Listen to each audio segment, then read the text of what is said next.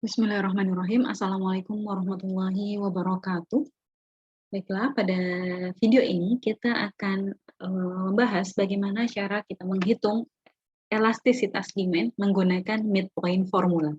Kata kuncinya, jika midpoint formula menunjukkan bahwa titik tengah, berarti di mana merupakan pembaginya nanti adalah rata-rata, ya, dari rata-rata harga dan juga rata-rata kuantitas. Oke, langsung saja kita lihat seperti apa pengerjaannya.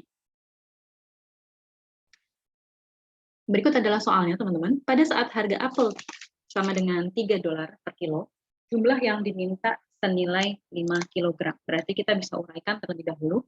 Q1 yaitu sama dengan, P1 sama. Kemudian ketika harga turun, berarti itu ada terjadi P2 atau P baru, yaitu seni berubah karena ada turunan harga tadi berubah menjadi 10 kilo. Ini 10 kilo, ini 5 kilo, ini 10 kilo.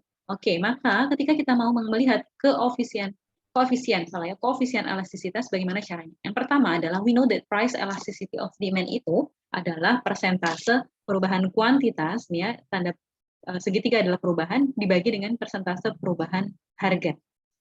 Setelah itu, step kedua, from the midpoint formula, we know that, nah, ketika menggunakan midpoint formula, kita akan mengetahui bahwa yang menjadi pembeda dari midpoint formula adalah nilai di bawah sini, yaitu menjadi nilai rata-rata. Dari mana tahu rata-rata, Kak? Iya, Q1 tambah Q2, Q-nya ada 2, dibagi dengan 2.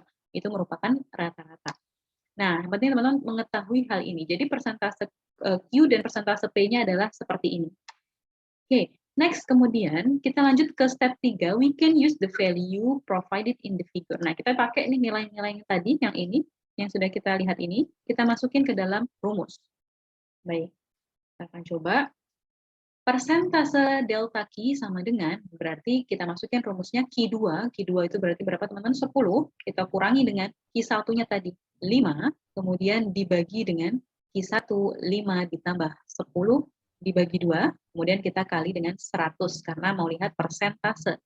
Maka hasilnya adalah, silakan teman-teman sambil juga menghitung, kita dapati di sini 5 per 7,5 dikali 100. Maka hasilnya adalah betul 66,7. Selesai. Kemudian delta P di sini kita lihat P awal itu perubahan P-nya yaitu P kedua berarti adalah 2, kita kurangi dengan 3 dibagi dengan 3 plus 2 per 2 dikali dengan 100. Maka hasilnya adalah negatif 1, ya. Kemudian dibagi dengan 2,5. Kemudian dikali 100 karena bentuk persentase. Maka hasilnya adalah ya negatif 40. Nah, di sini kita memiliki nilai persentase delta Q dan nilai persentase delta P. Nah, apa yang kita akan lakukan selanjutnya? Then, those value can be used to determine the price of elasticity. Nah, nilai-nilai ini kita pakai untuk mencari rumus yang ini, teman-teman. Nah, oke, kita lanjut ke bawah. Berarti, perubahan delta Q-nya adalah 66,740. Maka kita dapati hasilnya yaitu negatif 1,67. Silakan teman-teman boleh sambil dikerjakan. Nah, dalam pengerjaan price of elasticity, hasil elasticity demand ini adalah mutlak atau absolut, di mana hasilnya menunjukkan 1,67 dan tanda negatif menandakan bahwa dia adalah demand, elastisitas dari demand, seperti itu. Nah, kemudian the elasticity of demand between these two point dari dua barang ini, yaitu kita bisa tuliskan di sini bahwa elastisitasnya senilai berapa, teman-teman? Elastisitasnya senilai 1,67,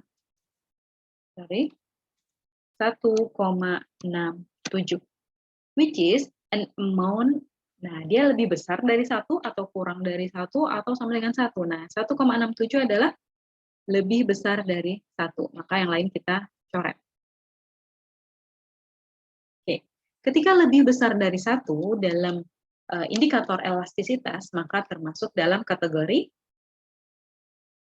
ya, betul sekali. Maka interval demand in this interval is elastis. Elastik.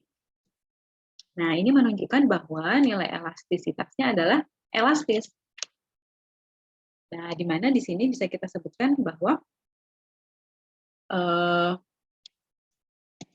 apa tadi indikatornya?